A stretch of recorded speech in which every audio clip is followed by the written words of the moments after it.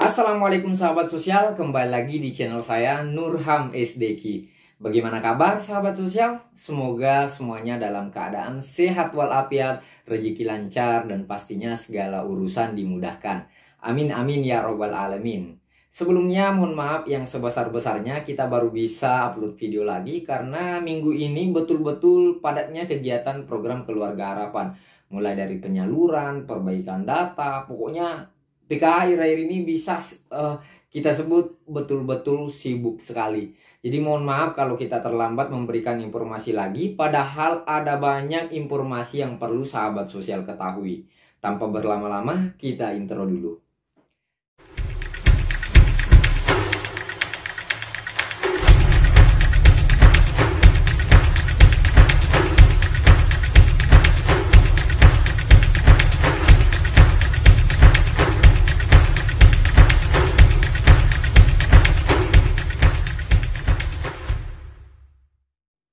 Nah, sahabat sosial, hari ini baru saja kita melakukan pencairan bantuan PKH. Namun ternyata ada yang saldonya nol, ada juga yang nominal bantuannya berkurang. Seperti untuk sahabat sosial yang mungkin punya anak sekolah, itu ada aturan baru yang membuat bantuan PKH-nya berkurang.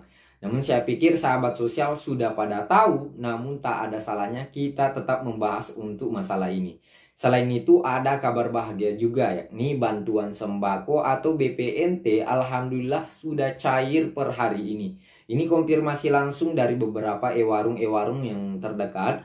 Untuk lebih jelasnya silahkan disimak baik-baik video ini, jangan di skip. Karena saya akan mencoba menjelaskan beberapa hal terkait tentang bansos PKH dan BPNT ini. Seperti biasa, sebelum kita lanjut, perkenalkan saya Nurham Sadik, salah satu SDM atau pendamping program Keluarga Harapan.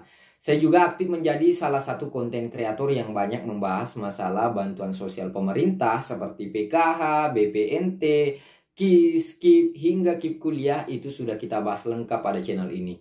Makanya silahkan langsung subscribe dan pastikan sudah mengklik tombol loncengnya. Oke sahabat sosial, nah beberapa penerima bantuan sosial PKH ada yang saldonya masih kosong, ada yang belum masuk, itu tidak terjadi di beberapa daerah saja. Bukan di daerah ibu-ibu saja, melainkan mungkin ini terjadi di seluruh tanah air. Ada 2-3 KPM yang masih saldo nol, kira-kira apa penyebabnya? Yang pertama, karena terdapat data anomali. Ada data yang tidak terdaftar di BDT ganda, ada yang tidak transaksi bulan lalu, dan ada yang di NEBPK. Ada yang NEPKH, ada yang NIK-nya kurang ataupun ganda. Kenapa demikian? Karena PKH sekarang itu terintegrasi dengan beberapa stakeholder termasuk Dukcapil atau kependudukan. Sehingga kalau ada NIK yang bermasalah, ini dinilai kekeliruan. Namun tidak perlu khawatir. Untuk ini kira-kira konfirmasi langsung ke pendamping saja untuk mengetahui apa masalahnya. Untuk sekedar diketahui juga bahwa kabarnya masih ada termin kedua atau transfer kedua ke rekening sahabat sosial yang belum dapat atau belum cair. Karena yang cair hari ini kan itu masih termin pertama. Nah, kita lanjut terkait tentang bantuan BPNT. Untuk bantuan BPNT yang nominal bantuannya 200.000 itu juga sudah bisa dicairkan hari ini. Berhubung sudah ada konfirmasi langsung dari beberapa e-warung yang mengabarkan untuk bantuan BPNT itu sudah cair dan sudah bisa diambil.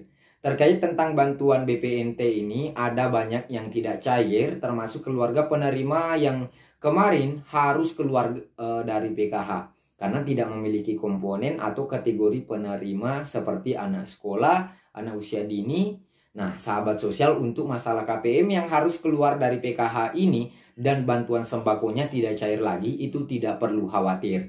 Karena masih ada solusinya. Kalau sahabat sosial memang masih layak menerima bantuan ini, silahkan konfirmasi ke pendamping PKH atau langsung melaporkan ke TKS ke kecamatan untuk divalidasi kembali.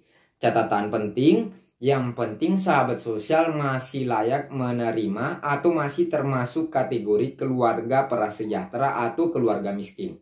Untuk mengetahui apakah sahabat sosial termasuk keluarga kategori prasejahtera atau keluarga miskin, silahkan disimak video saya yang satu ini. Video ini sudah lama tapi saya pikir masih ada kaitannya terkait tentang penerima.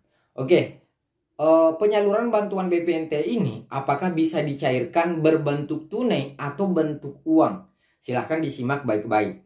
Namun sebelum itu silahkan klik tombol like-nya ataupun memberikan komentar pada kolom yang sudah disediakan di bawah. Nah, sebelum kita lanjut.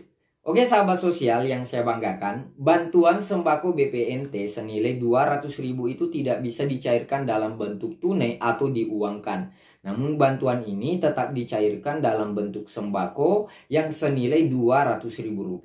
Jadi sahabat sosial diberi kebebasan untuk membelanjakan bantuan tersebut sesuai kebutuhan pokok sahabat sosial. Seperti beras, telur, ikan, daging, tempe, sayur, dan buah dengan tetap memperhatikan kualitas barang dan harga. Contoh, kalau sahabat sosial misalnya membelanjakan bantuan tersebut untuk beras, tolong diperhatikan kualitas berasnya. Jangan sampai dikasih harga mahal terus berasnya kualitasnya kualitas murahan.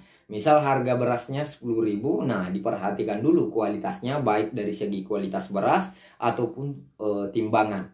Kalau beli misalnya telur, diperhatikan telurnya masih bagus atau tidak. Jadi jangan asal diterima. Kemarin banyak yang komplain, Pak katanya bantuan BPNT-nya kualitas berasnya tidak layak makan. Telurnya pecah, sayurnya tidak segar, atau dagingnya sudah membusuk. Nah, itu nanti bisa dilaporkan. Saya akan bahas khusus lain kali kalau sahabat sosial membutuhkan informasi tersebut.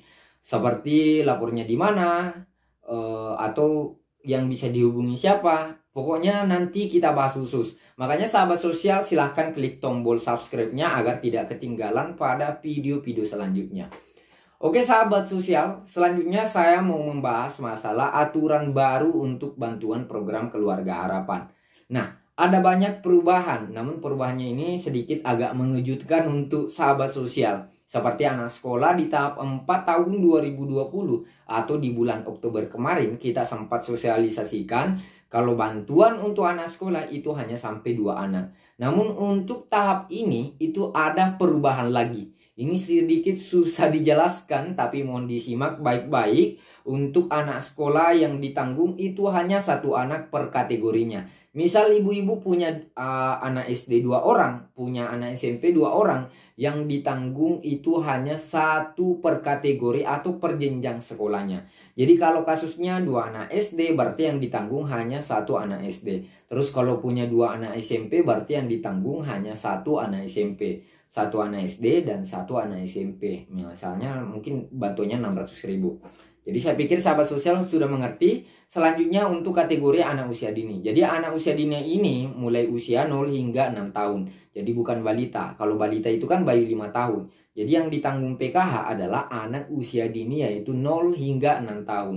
Kalau kemarin sempat dijelaskan bahwa bantuan anak usia dini itu sampai 4 anak. Sekarang yang ditanggung hanya sampai 2 anak. Jadi bukan lagi 4 lagi, kecuali untuk ibu hamil ini tidak ada perubahan, masih di skema awal yaitu yang ditanggung masih sampai kehamilan kedua. Selanjutnya untuk lanjut usia. Nah, di bulan Oktober kemarin kan sempat ditanggung sampai 2 lansia. Jadi kalau punya 2 lansia di rumah itu dapatnya 1,2 juta rupiah. Ini kembali di skema awal yang ditanggung hanya 1 kategori atau hanya 1 lansia. Nah, untuk ibu-ibu yang punya lansia dibantu ya, tolong dijelaskan ke lansianya. Karena banyak lansia pastinya tidak bisa menonton video ini. Kalau punya tetangga lansia yang terima PKH, tolong disampaikan. Selanjutnya untuk penyandang disabilitas berat. Penyandang disabilitas berat juga begitu. Disabilitas berat ini yang ditanggung hanya sampai 1 orang saja. Jadi jangan heran kalau misalnya bantuan PKH-nya nanti ada perubahan besar-besaran. Tapi saya ingatkan sebelum melakukan pencairan, sahabat sosial tolong perhatikan protokol kesehatan.